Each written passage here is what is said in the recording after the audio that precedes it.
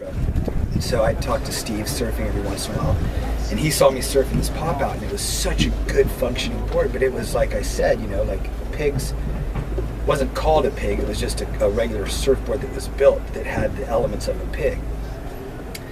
Those elements being, you know, a narrow nose, wide point back of center, a full rail, a low rocker profile, a D-fin shoved back on the ass, and belly throughout.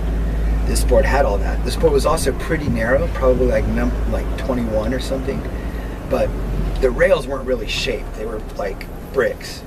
Any human that's ever been around surfboards would have picked this board up and been like, Jesus Christ, this thing is like unrideable. You can't.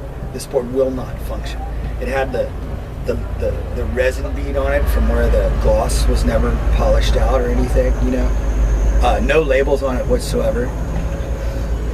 Bigler thought it was used for a prop for like a Gidget movie or some shit like that. But the thing surfed so well, and it had this big old like rectangular, almost kind of barely curved. It was just a board that wasn't finished. They were like, here's a board, we made a board. And then it was never ridden. My friend somehow acquired it.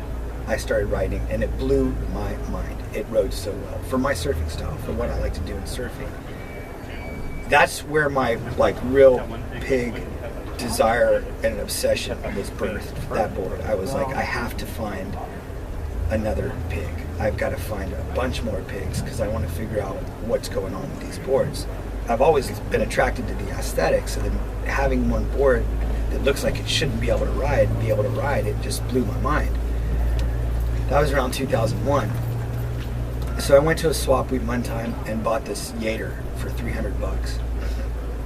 And the Yater seemed more refined than that board that I was riding, but it was even narrower, like 20 and a half or something, like incredibly narrow and really fat. It was a terrible riding board, horrific. It was awful. It did not surf. You couldn't surf it. I called it the floating, drifting sea cucumber. Like it didn't turn. It didn't do anything. It just was like a waterlogged sea cucumber. You know, it was terrible. It was a piece of shit. When I filmed Invasion, I sold it for 900 bucks. You know, that was great. I mean, had the Yater label on it. I was able to triple my money and pay for more beers. You know, but that board that made me kind of be like, well, what's happening here, you know, because not all these old dogs were good. So it got me thinking, you know. And then when I got back from Invasion, well, actually, at that moment when I had that dog, I'd been with Gene for a while.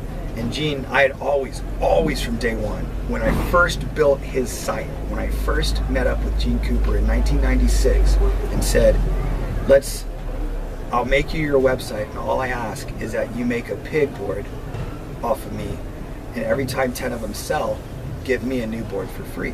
That was that arrangement. I asked Gene, and he was all up. Chris's jock, Chris Vale, and so he was like, nah, you know, there's nothing like that. I'll give you a board every time 10 sell, but we're not going to do a model, especially on Pig. Pigs suck. It's like, well, you know, fuck, whatever. So I started riding all the Nueva, like, nose rider style boards that Gene was obsessed with. And that was that. And I was like, okay, I'm surfing big clean waves. I've got boards, and that's it. It kind of like fizzled because I was totally obsessed over that pop out thing. Oh, and by the way,